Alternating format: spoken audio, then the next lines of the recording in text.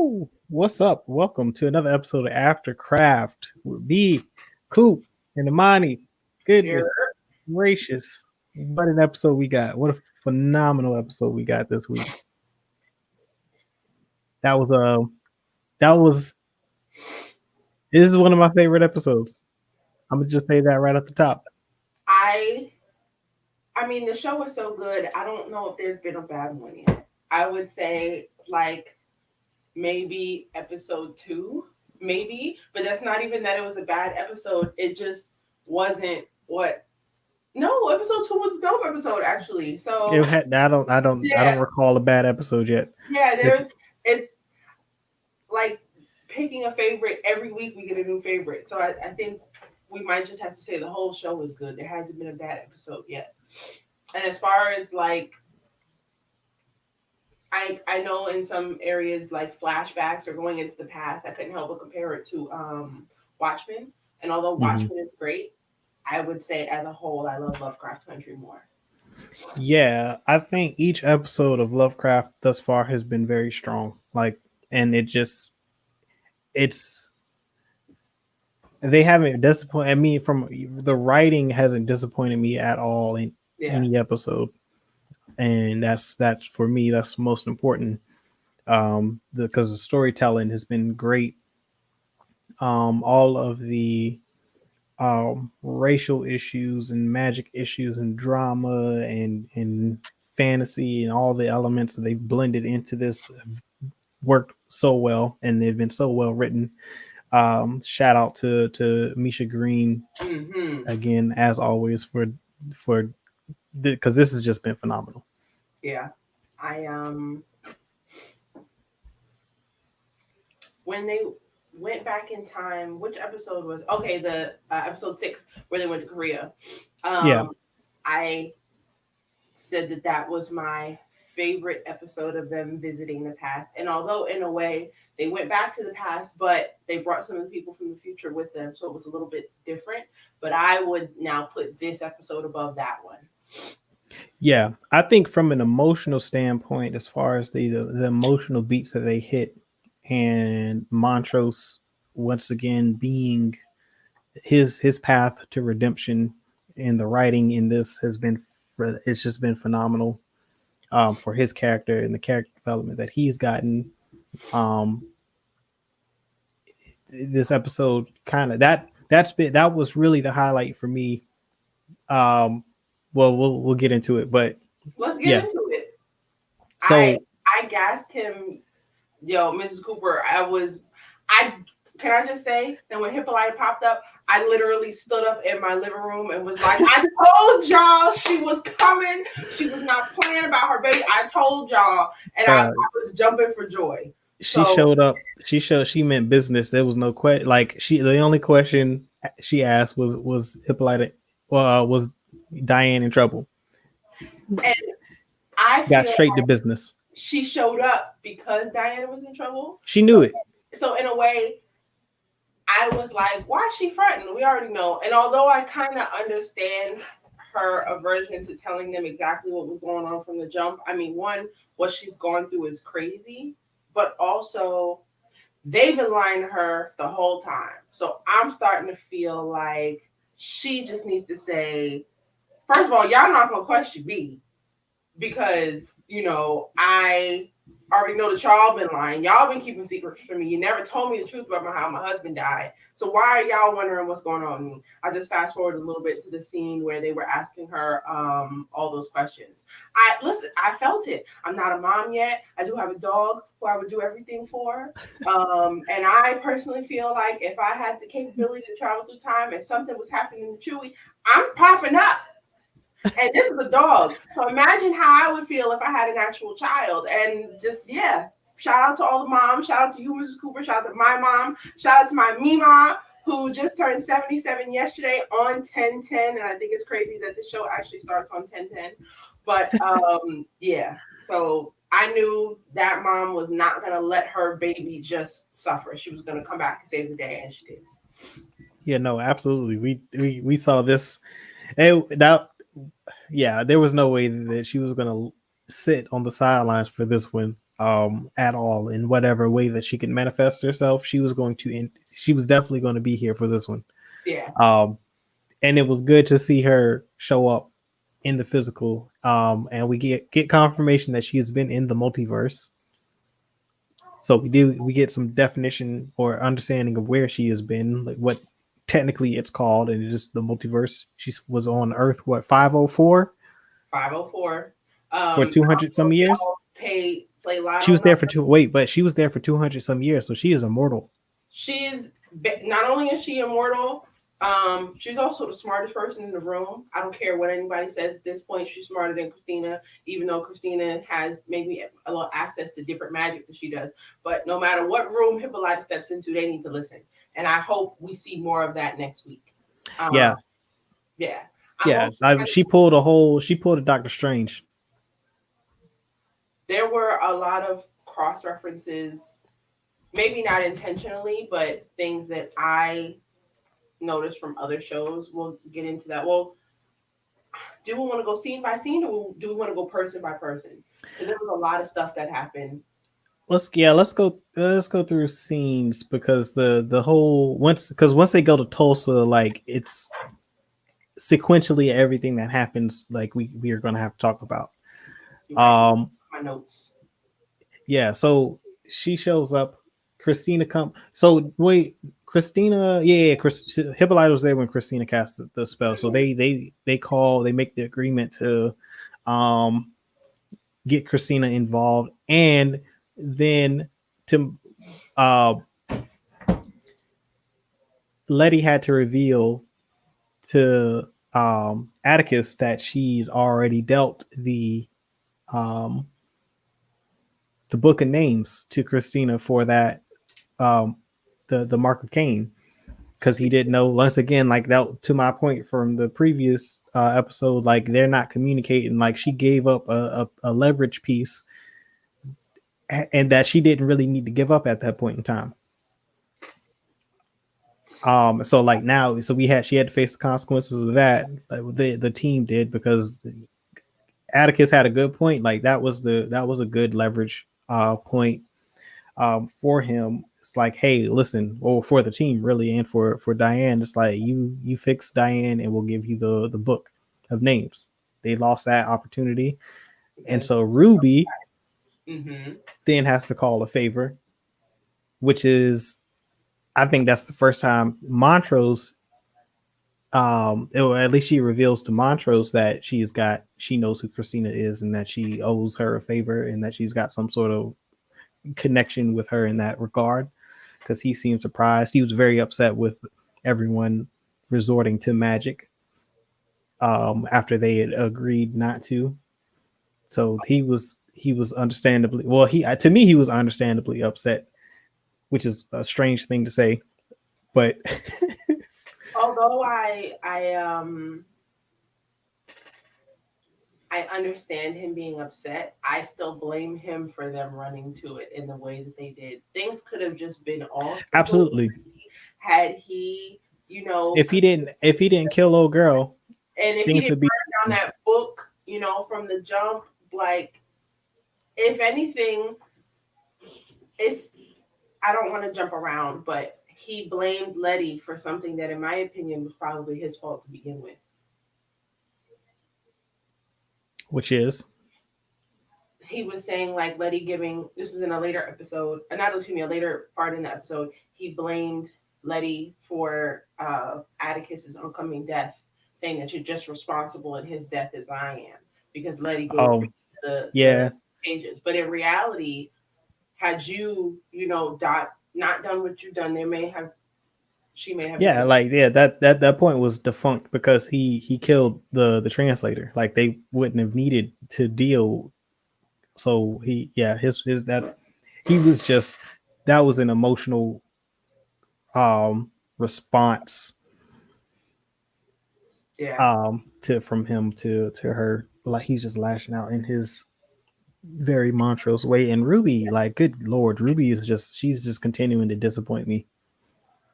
I've said this before, but Ruby got the power to become a white woman, and the first thing she decided to do was get a job. I still think That's super wild. And I knew from that moment things weren't right.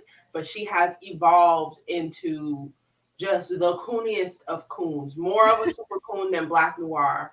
Like Oh man. I like we are watching her just become a white woman. Like at first, she was a white woman she was a black woman wearing the clothing of a white woman, wearing a white woman's skin, Yeah, just when she needed it. But now it has become to where, in my mind, I think she would rather be that. I do too, yo. Like I think that the point that Christina made in the previous episode about her trying to justify um her excursion on Emmett Till, like trying to use that as a using Emmett Till's death as a shield to run from the reality of her wanting to be there in the first place. Like she's part of her is in denial of her own uh, state of being of right now, and like that's the most frustrating part for me with her.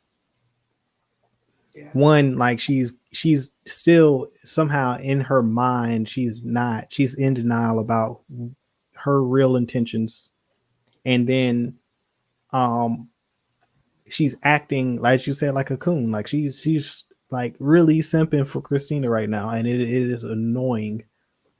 And in a way, I think at the end of the day, cooning is not operating in the favor of whites, in my opinion. It's self-preservation. Yeah.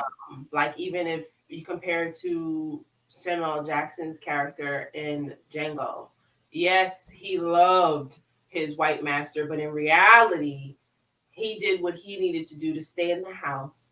He did what Mm-hmm. he needed to do to not get beat, to survive, to have warm meals, to have good clothes, to do what he needed to do. He did that to survive. And Yeah, um, facts. I, although she is cooning and she is doing more for Christina than she is for her own, she is operating and doing what's best for herself. Yeah, And it's completely selfish what she's doing. absolutely. And to hear her tell Christina, just to make sure that Letty is okay, she is literally Yeah, yeah, that was another thing. Like so, damn everybody else, Diane, Hippolyta, Montrose, even though kind of understandable if she feels that way about Montrose. But in Atticus, like it's like, all right, you said that really because the only person you truly feel attached to is Letty, and damn everybody else. And it's like that's messed up. Like you're willing to sacrifice the your um the father of your sister's child, her your nephew. nephew's your nephew's father for just to save yourself, really. Does she know that Letty is pregnant? Did Letty ever tell She her? told her that she was pregnant. I Got think then in that confrontation, I think in that conversation she told her that she was pregnant. got you. So yeah, But I they said she said that in the last episode, as a matter of fact. got you. Okay. So then yeah, Yeah, she's I being completely selfish. she knows She and Montrose have done a 180. Like she is now what Montrose was at the beginning of the season. absolutely. My biggest disappointment is just like not only does she's doing all this to be a white woman, a redheaded white woman to be specific. And I can say, I know this is a character in the show, and I know that this character has been through much more than I could have ever considered. Jim Crow, she had to, just uh, encounter more racism than I could ever fathom. I have not experienced anything like that in my lifetime. I've only ever seen it on TV. She, got to see everything from, um, you know, black women being attacked by white men. She had to see white men attack her sister's home. She got to see the body of Emmett Till. So I know to be a black person is probably super, what it is. It was crazy stressful at this time. But to turn your back on blackness to me was really hard for her to see. Like I there's nothing more that I love than being black. And I know that in this country we are dealt such a hand, but I wouldn't give it up for anything. I don't want to be anything else with this. And especially to be a black woman, I love us. I love us for real. And so, which is crazy. I didn't know this episode was going to be like this when I put this shirt on. I put it on before it started, and then that's all I could think. But yeah, I just. Where'd you get that shirt from? This is by God is dope.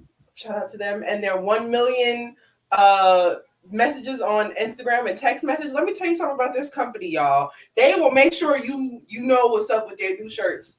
The shirt's very affordable, so shout out to God is dope. I have a few of their stuff, but when they drop this, I had to go get it. But yeah, I there is nothing I love more than being a black woman, and to see her just. And then she killed the lady simply because she didn't have red hair. Now, I will say from the jump, I was like, why did they choose this particular white lady as far as looks go? I don't like talking about people, but like they could have got anybody. Now I understand why they chose that woman because that was the same lady from episode 2. Yeah. But, and then they actually, I think this is where they really confirmed that that's who that was in this episode. And then she was like, yeah, she's not my kind of white woman, though. So let's turn her off. Yeah, like. And now she's basically hinting towards the fact that she's willing to kill another person. Mm-hmm. She's going to end a redhead's life so that she can continue this. Yeah. Yeah. She's going completely AWOL. Like she's off the hinges right now. Like, and I don't see her.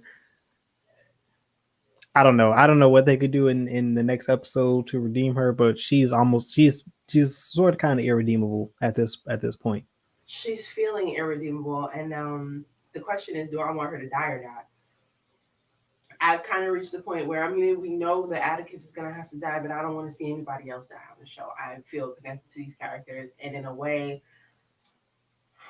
I don't know. I think like to be stuck, but. Oh no, go ahead. I was just thinking, like, what could a punishment be? Like, let's just say she gets stuck in the body of this white person. The way she's acting, she might like that. That ain't really a punishment. Yeah, I don't know, but I mean, she might go out with Christina. However, she's going to go out in the next episode because I think we're going to get a happy ending, the happiest ending we can possibly get. However, Christina, I think she and Christina go out, together. And I think I'm standing on this hill of Montrose sacrificing himself to save Tick. What if Christina dies and then you actually get to see Ruby holding on to her just like Samuel Jackson's character in Django? That would be hilarious. I would be okay with that. Just in the same fashion, I would love that. That would be absolutely hilarious. That is funny. Honestly, I hope that happens because that's what she gets. Yeah, me too. I'm completely. I hadn't thought about that. Actually, I thought about that as soon as I said that I think her and Christina would go out, and like that image of Samuel Jackson and Leonardo DiCaprio's character in Django popped in my head, and it's funny that you said that because I could see that. I'd be okay with that. I'm trying to see. Okay, there we go. I'll be okay with that because I can't see them writing anything in the next episode that would redeem her in my eyes satisfactory enough. Like I think she's taking her stance in that. I think she's got to die on that, and I think that I think she may see the error of her ways after Tick dies, because I still think that Tick is going to die early in the episode next week. You think early, even after scenes for next week? I think pretty early. Yeah, I think probably in the first 20 minutes, and then that'll give them about 40 minutes to. Well, not we. No, what? No, yeah. I think we're gonna get about 40. Have they given us the time for next week's episode yet? How long? I don't know. I haven't looked, but It could. I mean, I wouldn't be surprised. I would shoot. I'd be down for a 2 hour finale. If they do a 2 hour finale, then yeah, I could see them do. Nah, I wouldn't want a 2 hour finale. That's a That's lot. too long. I think they can give us a 90-minute. It'll definitely be over an hour. I'll be okay with 90. I wouldn't go over 90 for sure. Oh. Yeah. Yeah, see, my mom's with me on this one. I can't. I don't like. To me, there's no satisfactory redemption arc for Ruby at this point. Like, if there was one, it would have had to start in this episode, and she goes in the complete opposite direction. Like, she stands firm behind Christina and all of that. So I'm just like, nah, I can't see redemption for her character. Montrose, on the other hand, continues to plateau for me. Like, this was I would say that this is a Montrose episode for sure. Honestly, And the that Montrose scene episodes have felt like Montrose episodes ever since Yeah. the episode where he came out publicly with Sammy. I would feel like Montrose has been a star in the show and not just someone who we can't wait to get off screen. I would only counter that with the previous episodes were him becoming more of a star in the show, and his like I said, the redemption aspect of it. He became he switched from the anti-hero to more of a hero, and in this episode it's almost like a conclusion of that arc. And like, now I would deem him a hero after this arc, because we get to see and it's important for Tick to also see what his dad went through, because that the father son moment that they had for me was amazing. Like, that was, Yeah, I love that. That was great. Wonderful writing, well written, very emotional. Like, I felt that moment. Like, that was a very impactful moment for me personally. I'm not usually the type of person to care about the award shows of white people, but if Michael K. Williams does not win the best supporting actor in a drama series or miniseries, whatever they decide what this is going to be, whether it's a miniseries or an ongoing series, I'm having a fit, and I'm making a sign and I'm picketing, because. But see, Letty is also like, she's also in that supporting role character, because Montrose is the main. There'll be actor and actress categories. You're right. So for actor, yeah, Actor, I could see him for actor, possibly. I mean, based off the shows I've seen this year. I know Atticus is the lead of the show, but I just do not care about this character at all. And he's so important. But as far as character development goes and growth, like, I'm not that I want anything bad to happen to him, but I am much more invested in Montrose and Hippolyta and even Dee now. Even though I think, was it yesterday that we mentioned that it's an ensemble show, so it's not so much about one person as it is all of them. But for Atticus to be introduced as like the guy, I don't care. Yeah, I think I would say that I agree. I think a lot of his character development has stagnated, but I think a lot of it is really depending on. I think his arc is really depending on the supporting cast at this point, which is why they've gotten so much focus, because really it's out of his control. His fate is out of his control. It's really up to the supporting characters to really save him at this point, because it's set in stone that he's going to die. So once it was established that that's pretty much an unchangeable event, then it's up to everyone else to figure out a way to save him. And that's what we've been seeing over the past few episodes. Like, all right, who's going to rise to the occasion to help keep Montrose alive? And so, like, not Montrose, Atticus alive. So that's what we've been seeing. We know Letty is 110% there. And now Montrose, and we initially Uncle George was, of course, but we lose Uncle George. We kind of sort of lost Hippolyta for a minute, and then then the incident with D happens, and so it's like, all right, well, we know now that all her focus is going to be on saving D, obviously, understandably so. So now it's and Ruby is completely, she doesn't care. So it's really down to Montrose and Letty to save Tick. I this thought just came into my head, but I don't know how I feel about Tick just being so in a way helpless. He is almost like a baby in that he's we haven't seen him do much for himself. Everything that he's done has he needs help. And I don't know. I hope in a way in the final episode he can do something for himself.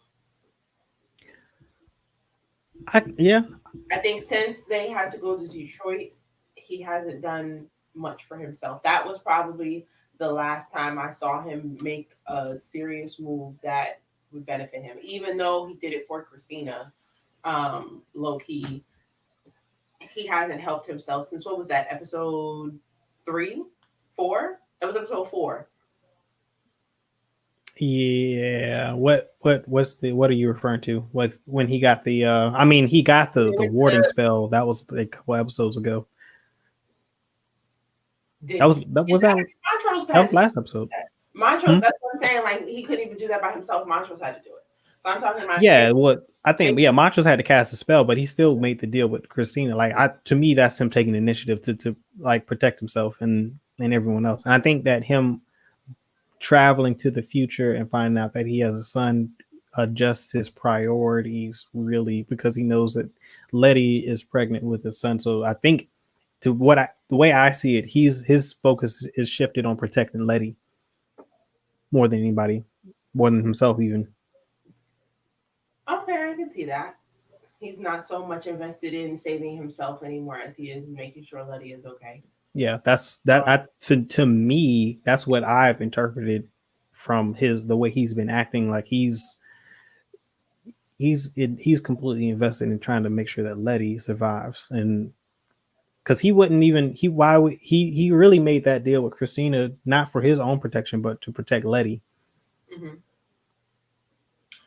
I was thinking about we spoke a little bit on the cookout yesterday about time travel. I know I mentioned that you know one of the biggest rules in time travel is you're not supposed to tell people in the past what's going to happen, and because it'll mess up the future. But in this show, twice now we've seen that that's not the case.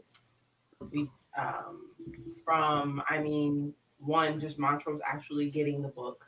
Excuse me, for Atticus getting the book and somebody giving him the Lovecraft Country push book and pushing him out of the portal to Letty sharing with her child's great great grandmother, what was going to happen.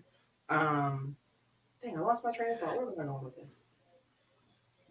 Yeah, I agree. I agree with you on the tick thing, but the Letty thing, I would say kind of sort of I don't, because she ends up dying. Okay, that's where I was going with this. But yes, she does that anyway, so it doesn't So matter. yeah, it doesn't really matter. It kind of And also with Montrose trying to step in and change things. What they've proven in this episode is that no matter what they think they are trying, what are they proving? They've proven in this episode that in their attempt to try to change the future, change the past, they're actually making what actually happened come to fruition anyway.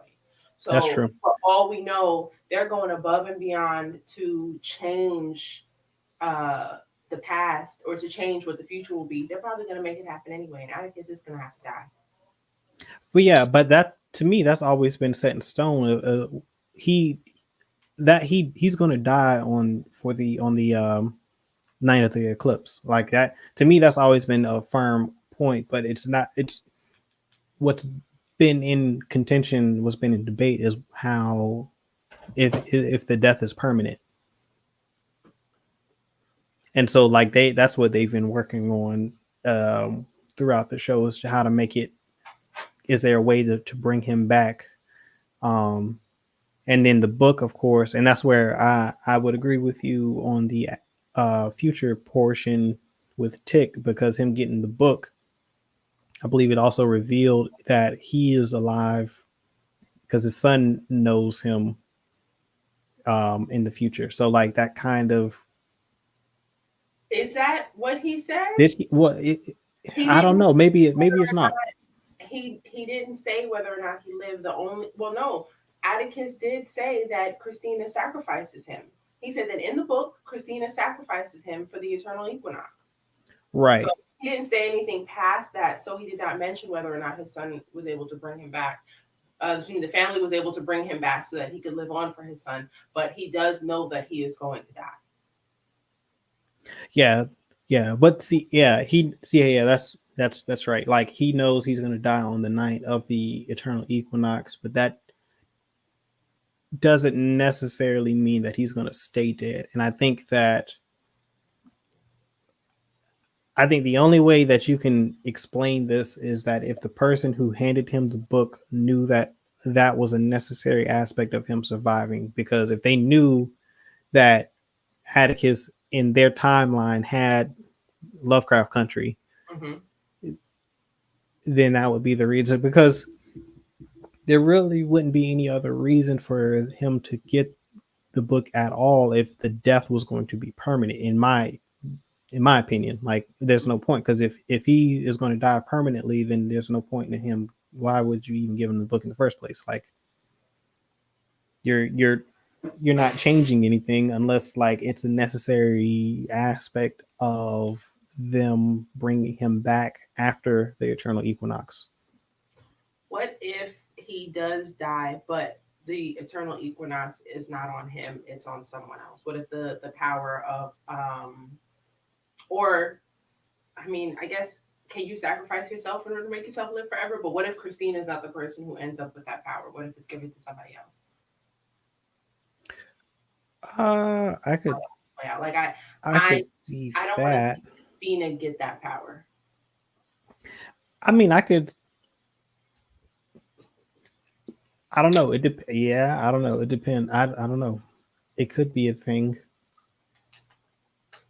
Also, I'm kind of wondering why Christina is stuck on that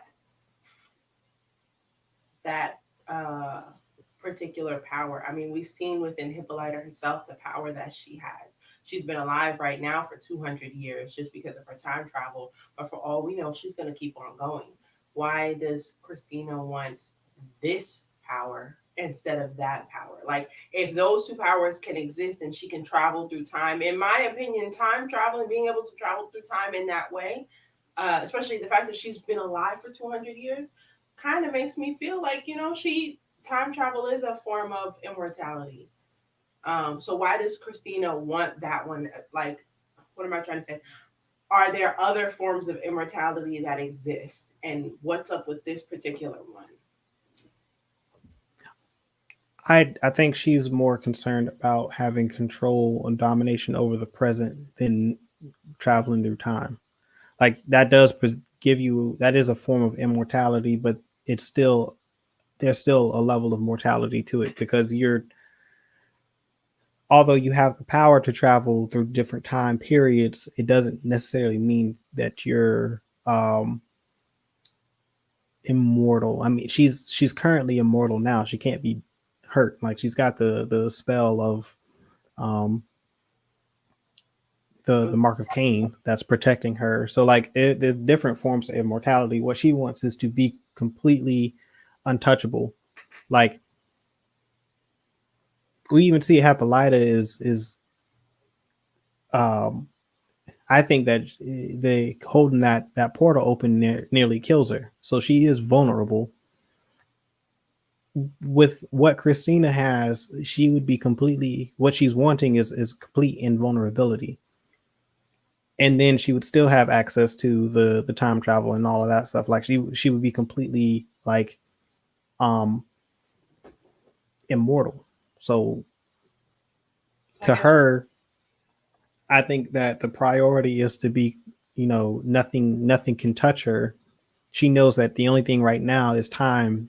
Time is her only vulnerability. So she's removing the last vulnerability that she has as a mortal to have complete control and domination over the world. Gotcha. So next part, Say something, but I'm gonna save that for off air. okay. The next part in the is so we go to 1921 to Tulsa, Oklahoma, and the day the day of the yep, and Montrose is their guide. Drunk Montrose is their guide. Can I tell you that before he went through the portal, I saw him chug down the road rash. I was like, now come on, I done gassed you up something terrible on the cookout. I really need you to hold it together, my dog. Like, I cannot have you going out back. Because I remember when I mentioned like he's the best character in the show yesterday, you were like, I don't know. And all I could think about was like, wow, so I'm really gonna be proven wrong. Like, who's gonna be right because Montrose don't know how to not drink for 2 seconds. Are you kidding me?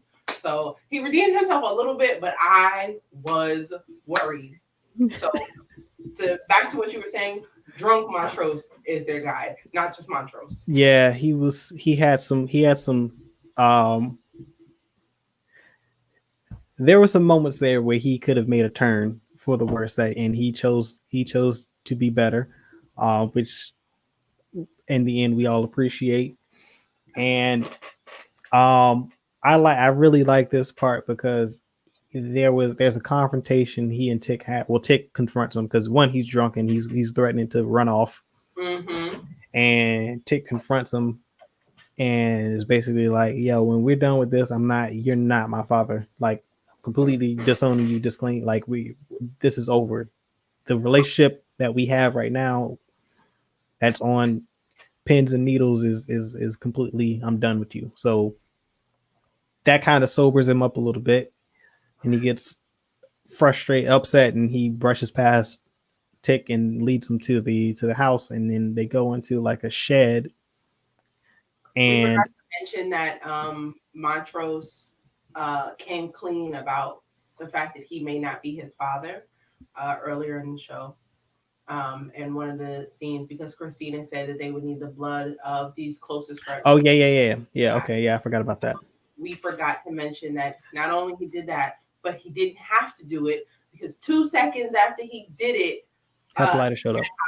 Yeah. I forgot about that. I remember it was brought up, and I thought it was the first time it was mentioned when they were in a later scene that we'll talk about. But yeah, that's a good point that he did. So everyone heard him say that then. But I think everybody knew. Everybody knew. I don't think Letty knew, but Letty heard it also because she was right outside the door when they had that conversation. Because when she came in, she was all timid, like she heard something she wasn't supposed to hear. Yeah. Okay. So that happens, and then we see Montrose and George's father, young Montrose. Guess he's what, middle school, high school age.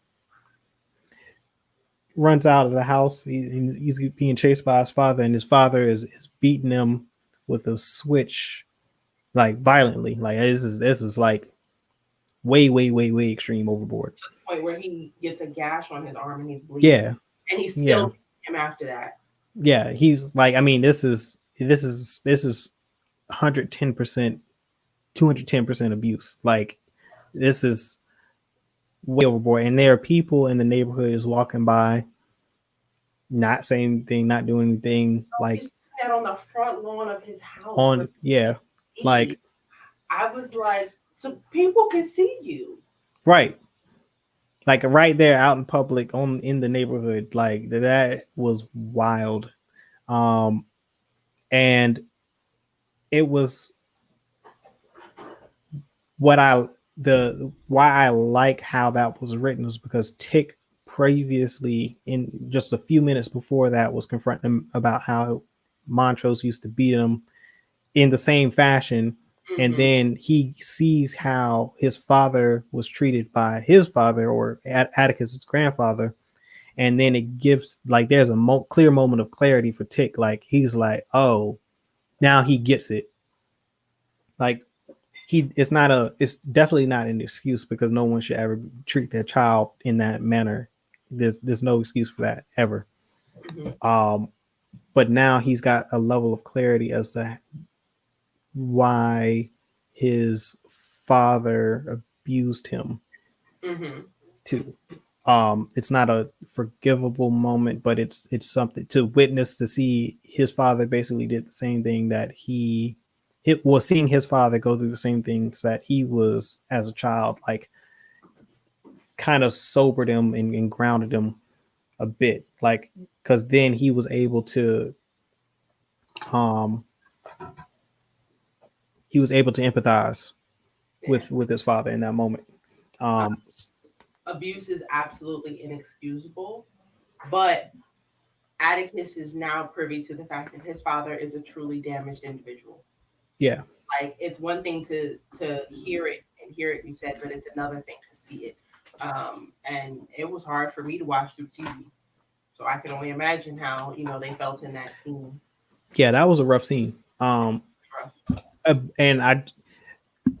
I feel like it was necessary to see for the character, for both Montrose and for Tick, for their growth and development, and for their relationship, in order for them, especially for Tick, to empathize with his father, because his father now, having come out and starting to accept himself for the first time in his life, like now Tick um has got to empathize with his father. So it's a very important for their development, for the growth of the relationship, for that to be seen by especially Tick. And then we get Tick's mom comes out of the house next door and stands in front of Montrose and his father and stops the beating. And then his father threatens to hit her with it. And then that's when her father comes out on the front porch and it's like, bro, I dare Joke you. is all you want. You ain't He was like, I wish you would. I I wish you would. even in that scene, she was the only person really defending Montrose. Even her own father was like, "Yo, I don't really like the way you beat your kids, but I ain't gonna say nothing about it. Right, Just don't right. hit mine." And then George comes out afterwards and has the flower in his hand and still offers it to her like everything is sweet. And I felt her And on she that straight up confronted him. here. Like, ain't nobody trying to wear this sorry flower. You weak, okay? Your brother was out here getting beat. You ain't defend him. You ain't do nothing. It took little old me to come out here and save him. I mean, he still picked the flower up and put it on her. But for a second, I felt her, get that out of here. But still pick it back up and put it on me. Yeah, but and also Montrose also says in that moment, he's like, she's wrong because George defended him in more ways than like anyone else has in his entire life. And like that was important because he didn't, because George doesn't say anything. It's true in that moment. Like he should have done something, but I can imagine we can't, if this is what he's doing in public, like what the hell is he doing behind closed doors? I don't even want to know. You know what I'm saying? So it's Michael K. Williams has a lot of scars on his face, but usually when he's cast, the character that he's playing has been through a lot and also has a lot of scars. And so, to your point, yeah, he was getting tore up in that house. have you heard the story for how he got that scar? Mm-mm. I saw in an interview that because he tells the story how he got that scar across his face, and it's wild. Um, yeah. So yeah, definitely. I might, if I can find that interview, I'll put the link into the Discord. But it's wild. Like this, he's had an interesting life, and he's a very nice like dude, like very kind, gentle, like just amazing soul. And for him to, and because he does play these types of characters that are like, and he's like, he is one of those people that he's does such a good job of playing the bad guy and the villain, but in reality he's like the one of the nicest dudes probably on the planet. That's the way it usually is, though. Yeah, yeah. I think I'm, as a person, to constantly have to go into this type of mindset and play these parts, I would worry about his mental well-being Yeah, to be such a pained person on screen all the time has to leave some sort of effect on him. Yeah, I think what it is a lot of times is that the when you're when you're a nice person and you get to observe people being messed up and evil, Hmm. and it's easier to. I'm not saying it's easy, but it makes it easier to act based on what you've been able to see and witness and experience. Because like now I'm recalling a moment where I saw someone in like a similar situation act in this regard, and that's what I'm going to emulate. But if you're so you're it's coming from the outside looking in, but if it's the inside looking out, like if it's the reverse, like they're probably a lot of the times like they're not aware of how evil they are and are perceived to the public bad people. So like anyway, that's another conversation. But yeah, that was very powerful moment on screen. That one of my favorite, and like I wouldn't say favorite, but definitely one of the most emotional moments on screen. And then it's not even the most emotional moment in this episode, um, because then is this when Letty goes to what happens? They separate. So at They this point, separate. Montrose, they see that scene happen, and Montrose gets worried, and he says, I can't let him die, and he runs off. And then, No, yeah, he knows what's getting ready to happen. Like he remembers, all right, when I ran off, and then Uncle George and um his mom. What's Tick's mom's name? I can find out. Yeah, so they both hop on their bikes and ride off to find Montrose, and then that's when Letty goes to Montrose's house. Her name is Dora. Dora. Dora Freeman. Yeah, so George and Dora go to find Montrose, and then we hear. No, this is after. So it's Hippolyta comes out and tells them that they just got a call that their prom has been canceled, and then they're upset because they're like, "Yo," so trying to figure out what's going on. Then they're like, "Well, it's nothing to do now. We may as well go try to find my brother." So that's what they go do. Hmm. Letty goes to the house. Then we get the next scene, which is Montrose and Tick going to the plaza where young Montrose is meeting Thomas,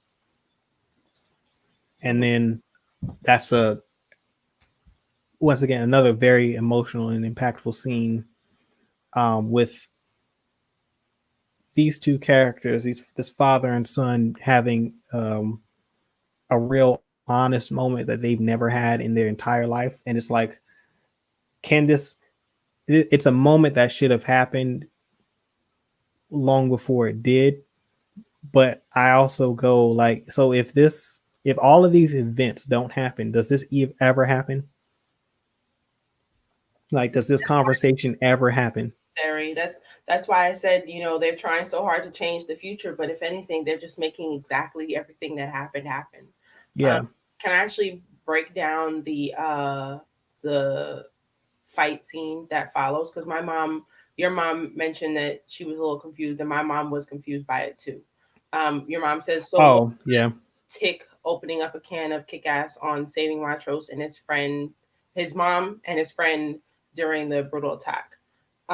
So Montrose had told uh, Tick, Montrose and George, they told the story of when they were young, and during that day on Tulsa, that they were surrounded by a bunch of white people, and a man had saved them.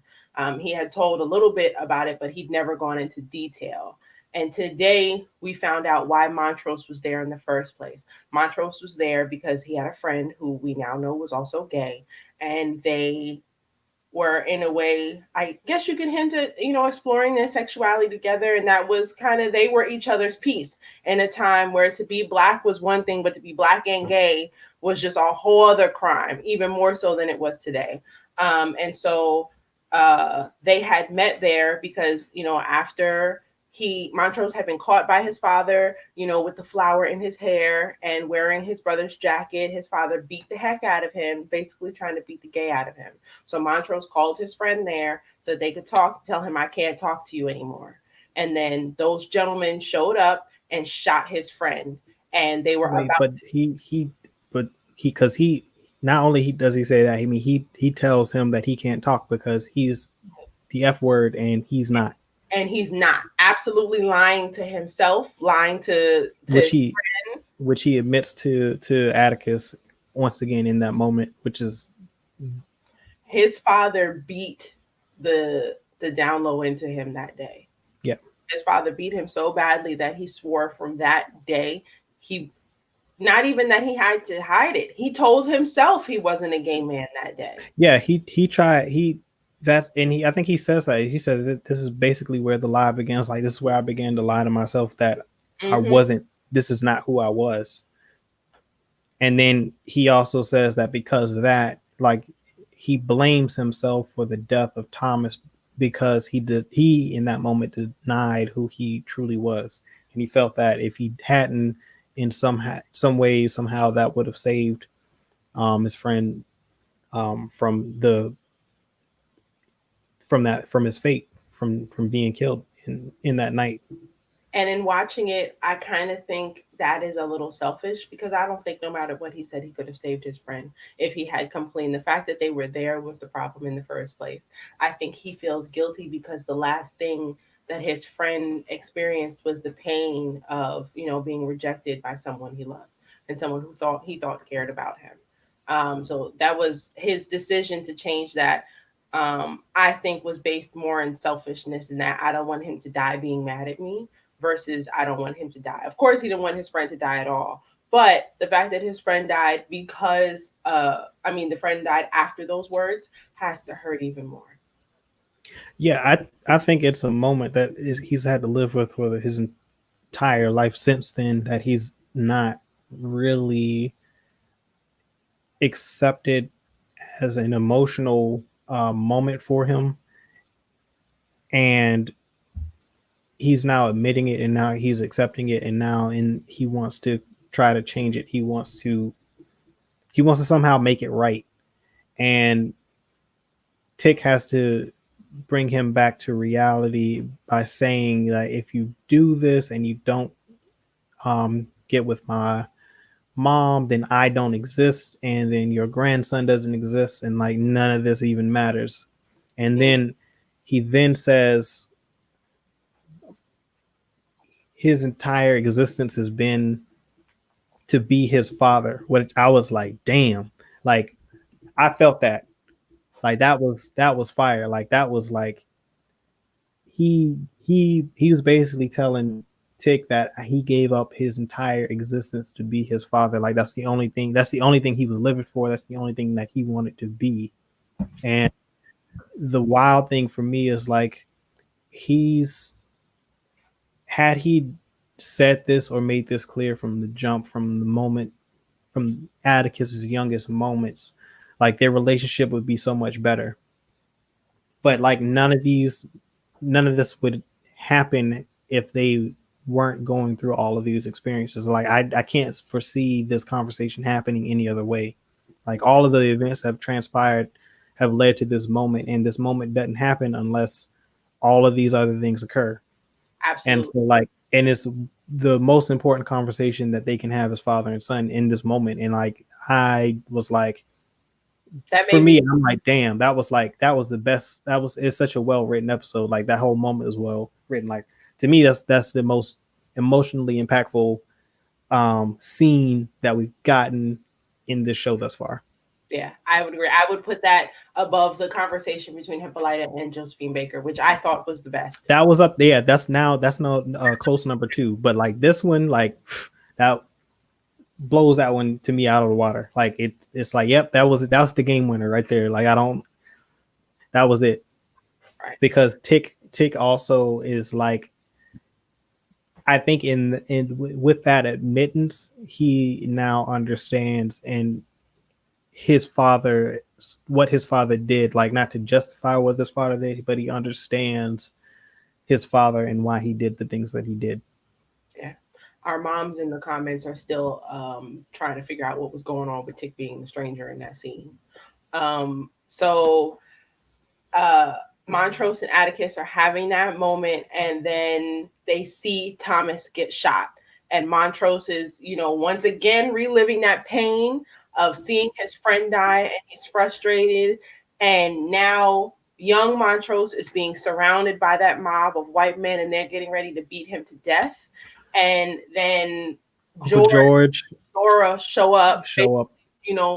as a little saving grace, but then they're just two young black kids also. They can't really do anything. So now adult Montrose is there with Tick, and it's like the stranger is going to come. The stranger is going to come. He's going to come with a bat like Jackie Robinson. He's going to save the day, and no one shows up.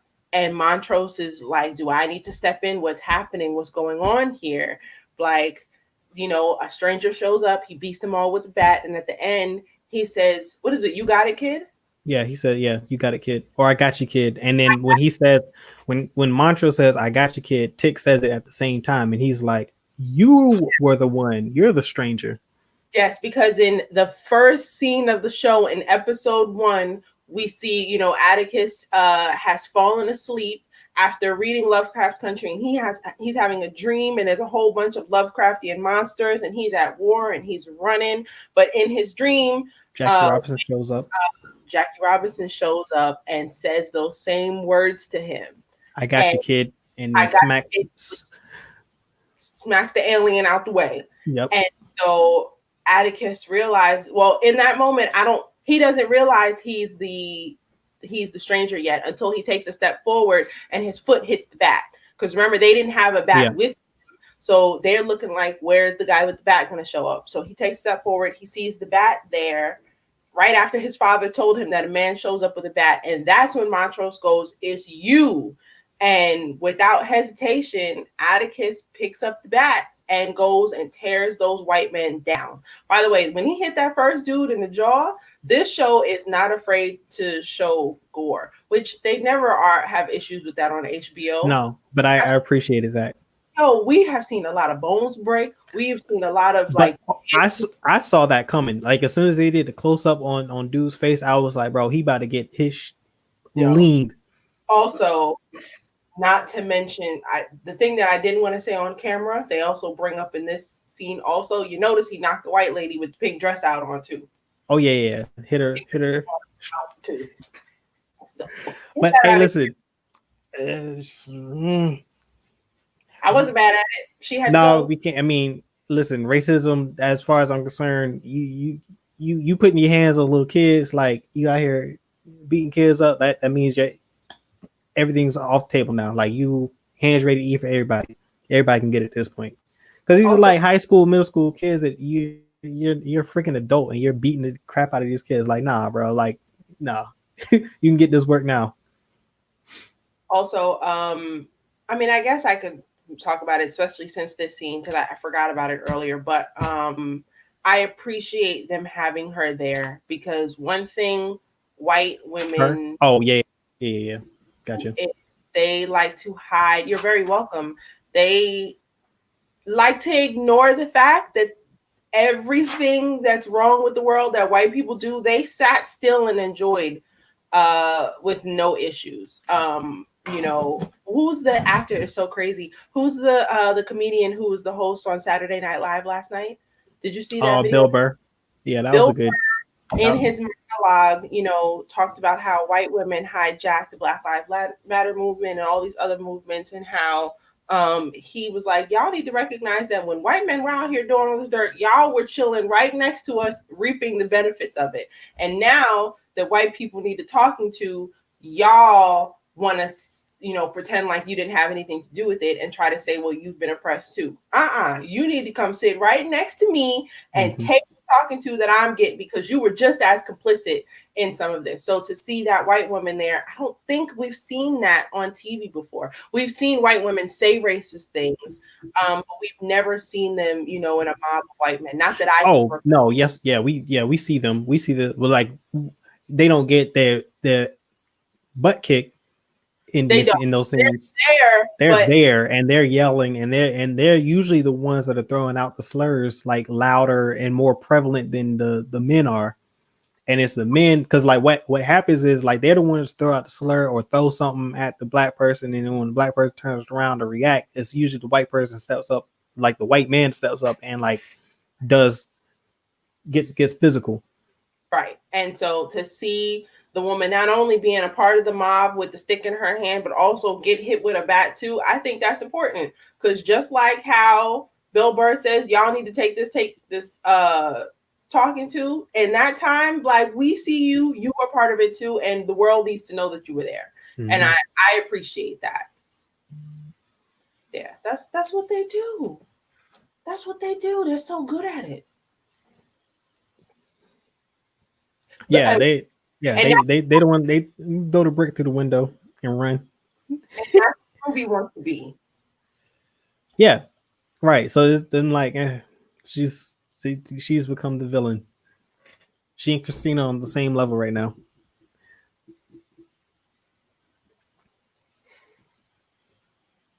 But I I'm hey, so upset with Ruby. It's like, oh, and I loved her. I loved her. Oh, Ruby. She can't redeem herself. The only way she could possibly redeem herself is if we find out that she is playing Christina the whole time and she got a little secret motive, but or ulterior motive. But I don't think that's gonna happen. that's not gonna do it for me. She is actively trying to That find a woman to kill so that she could be that lady. nah, that wouldn't do it for me because that the Emmett Till thing that still bothers the shit out of me. Yeah, Her, and D is it's like I missing. just couldn't. I can't. That part of it I can't forgive her for because that was just sick. That was just sick. But That um, I don't know if I mentioned it, but that scene was nasty. which when The scene from the last episode in episode what was that 8, where she became the white woman and was having sex with William and then became herself again on top of William. Ooh, yeah, that was well, gruesome. but yeah, so Montrose, excuse me, Atticus beats them, and then they have to make their way back to the portal. Yeah, yeah. And Oh no. Before we get there, because like Christina, not Christina, but Letty has to convince Montro's great grandmother mm-hmm, that she's there from the future. Atticus, yeah, Atticus. Well, Montro's grandmother, but Atticus' great grandmother. That oh, he's there. No, that was that's his mom's grandmother. That's his mom's. oh yeah, because that's where Letty goes. She goes to Dora's house. Yes. So that's Atticus's mom's grandmother, Atticus's great grandmother, and the Atticus and Letty's Great child great great grandmother. Yeah. yeah. So she is suspicious, but she is suspicious of Letty the whole time. As soon as she shows up, she's like, "Who is this?" Like she don't trust her. As soon as she walked through the door, she's like, this is wrong." Like, cause as soon as she comes through the door after the white mob shows up and starts shooting, um, Grandma looks her up and down. yeah, she's like, "Who is this?" Like, this is something about this isn't right. Mm-hmm. Something it disturbed her soul, Yeah. and so then later when she's upstairs she's going through that stuff looking for the um Book. book of names. She comes up with the revolver and is like, "Yo, who are you? Like, what are you doing? Like, explain yourself right now. Make this make sense, or you are out of here." That conversation was easier than I thought it would have. Yeah, you said what? I mean, I guess they were going through a lot, but the fact that she was so willing to, well, basically, Letty explains who she is and why she's there, and then the great She name drops a few people, and then the most important thing was talk about the scar, right. the mark. That confirmed to the grandmother of who she is Yep. and why she was there. But grandma was like, well, hold up now. If you here looking for this book, then what's going to happen to it? What's going to happen to us? Mm-hmm. And Letty says, y'all not gonna make it. No, she comes to that conclusion. She goes like, so if you're here from the future because you don't have the book, then that means that we die here. Right. And And she's like, yeah. And grandma was like, well, I got to save my family. And Letty was yep, like, no, you cannot. yep. You have to die today so that I can have, my child. And if you don't die today, then the future is not going to happen. And that woman made a crazy sacrifice in that moment. Like, I would argue, I don't know if I would be strong enough to do that. Like, she chose to die in that moment. I think, but to her credit, I think because she knows magic. She understands what she's involved with. Like she understands how all of this works, and so to me, it was believable for her to make that decision. It took her a minute to contemplate and think about it, and then like reflect on the consequences and impact. Like, because what at the end of the day, what she's got to realize is what she's doing is probably only going to be a temporary thing.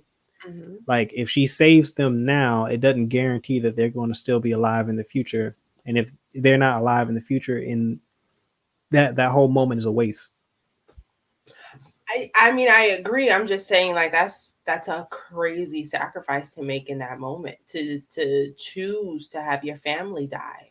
But also too, what another thing that helps is that the Molotov comes flying through and blocks the door. So it wasn't like she kind of sort of was left without a choice at that moment, because it wasn't like she was getting through that door. They didn't have flame retardant on their clothing at this point in time.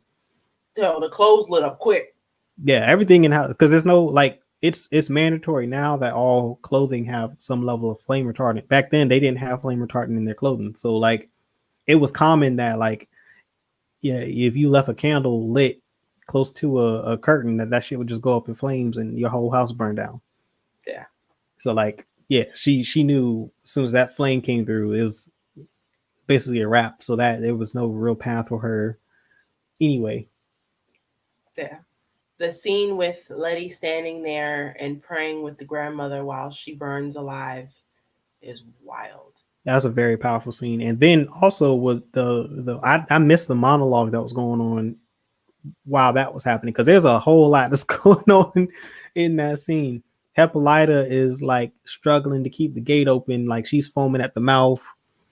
Atticus is running through, and then he's running back to get Montrose, and Montrose is talking about all the businesses and business owners that die during this riot, and Letty is praying with the great great grandmother, and she's burning alive while they're saying the Lord's Prayer. And I'm like, yo, there's a lot happening in this scene. And then that happens. Letty is protected by the Mark Kane. Mm-hmm. And of all the scenes, of all the episodes where we see Letty she turns into a track star in this episode. In the beginning, she walking, taking her very sweet time, strolling down the street. And I'm like, yo, what the hell, track star Letty? What are you doing right now? Shout out to Black people, because if you go on the Lovecraft Country hashtag on Twitter right now, that's all we are talking about. Like, if you don't pick up, what did I say? I told my mom. But this is what literally hooked a lot of people on the show. Was like, as soon as shit hit the fan in that episode 1, she hauled. Like, that was the best run I've ever seen in a horror film. And I was like, yep, see, I get it. This is definitely made for us, because like as soon as the monsters popped up, they were like, yo, all right, you gotta make it to the car and bring it back around. Like, she turned into a straight up track star. So while she is, and now she's moving slow, because I mean, yes, she just saw something traumatic, but come on, now we on a time crunch. I mean, you can at least jog. Also, this is just more of her playing games when Topsy and Bopsy were trying to kill D. We are still trying to kill D, and she's moving slow. And her arm is reverting back to its decayed state too, while all this is happening. And then the planes, the U.S. Air Force has already sent in their planes to come in and bomb the city. can I also say that that's the like I knew that it was bombed, but I didn't know that the Air Force was doing it. I didn't know that they had planes. Like I just didn't know that. And so to see that, like Yeah, this is like right after this everything World War. I everything I know about the that bombing, I read myself. I've never been taught that, not in a school, not by anyone. So like, yeah, Yeah, I think my dad told me about that in like probably fourth, fifth grade, definitely middle school. Definitely middle school. Because what I learned about the 1898 race riots in Wilmington, like I knew about that early, like from the jump. That was like one of my first Black history lessons from my parents. They're like, yeah, there was a coup d'etat in this city where you born and lived and raised, and like this is the first one that was ever performed and the only one ever performed in the United States on U.S. soil. Only coup d'etat here in Wilmington. Nobody ever talks about it. It's not in any. It was never in any history book I ever read. No mention of it whatsoever. that's a lengthier conversation, but I also think that location has a lot to do with it. But I mean, nationwide, these No, people it don't. tell us our history. We're right in the heart of it. It's not in a history book. No mention. None, never talked about it during history class, during Black History Month, or any point in time. And in my K through 12 tenure, like never happened. Yeah. Never happened. Never discussed at So all. to see like the city is already burning, and while Letty is walking real slow, bombs are dropping. And I also want to shout out the fact that they make sure that they highlight the white rioters and looters looting all the Black owned shops. Because I made sure when I saw that I tweeted, "Oh, look at all these thugs and looters out in uh, the streets." exactly, that's what they want us to be so bad. And so while Letty is walking slow, Montrose and Atticus have arrived and the back at the portal, and they can clearly see something is wrong with it. And Atticus goes through to see what's going on, and he sees Hippolyta struggling to keep it open. She's kept it open this entire time. So Mm-hmm. she's actively struggling to keep this thing open, and she's, foaming at the mouth. She's convulsing, and Tick is trying to, encourage her to stay strong, and you got this, and you're doing this because of D, and that kind of gives her a little bit of power. And so Kinda, bro. She went full Super Saiyan. she Super Saiyan, people were calling her Storm, them eyes were bright. Yo, But oh shout out man, to my mom, because then Hippolyta's hair turns blue, exactly. which D also, had her mother's hair be blue. We never know what's going to come from that. And my mom says, and I quote, hold on, let me find it. So Dr. Manhattan was a woman the whole time and they didn't tell us. And Huh? my mom said, so Dr. Manhattan was a woman the whole time and they didn't tell us. And I was rolling, especially because I've been comparing her ability to travel through time to Yeah. Dr. Manhattan anyway. I was on that. I thought that was pretty funny. Oh man. But Hippolyta is floating. She's in the air. Her hair turns blue, and then all of a sudden, we see that the portal is back up to back strong. But then, Letty's still tiptoeing. Yeah. Yes, Dr. Manhattan. Yeah. Just strolling through. I'm like, yo, if you don't get your tail in gear and like this is not time. This is not it. This is not the moment. Like I need you to get that book back through that portal so we can heal Diane. Facts. You lose sight of the mission. Like this is not characteristic of you. We finally see Atticus is already inside with Hippolyta trying to keep her going, and we see Montrose and Letty jump through together eventually, and the portal closes. And is that where the scene ends? Is that where the show ends? Is there anything else? That's it. We don't see them actually use the book to heal Diane, so that'll be early in the next episode. Yeah. But yeah, that was this week's episode. We're almost 11:30, so I'm ready to wrap this up because I'm ready to go to sleep. I I'm tired too. I Yeah. thought and I lost it, so I guess we could talk about it another time. Yeah, we'll definitely go get back on with the wider panel on Absolutely. Saturday. But to recap this episode when everyone is with us. Definitely want to thank you all for joining us tonight on this late Yes. episode of Aftercraft. As always, definitely always appreciate the support, conversation. Looking forward to next week's episode. And also look out on Tuesday. Coop and I will be recapping the full season 2 of The Boys. The season finale. Ooh, The season finality. finale was released on was that Thursday night? Well, Friday in the Yeah, Friday. 5 o'clock. Yeah, not 5 o'clock. 12 midnight Friday morning. So I still have not seen it. I'm gonna watch it tomorrow. I know Coop has seen it, and they made it clear that it was crazy episode. So I'm gonna check that out, and I cannot wait to talk about it on Tuesday. Awesome. Me either. I'm definitely looking forward to talking about this. That's quite a season. I'll share my thoughts on the on season 2 on the show. Save it for the show. What do we do? What time are we doing this? Tuesday. I don't know.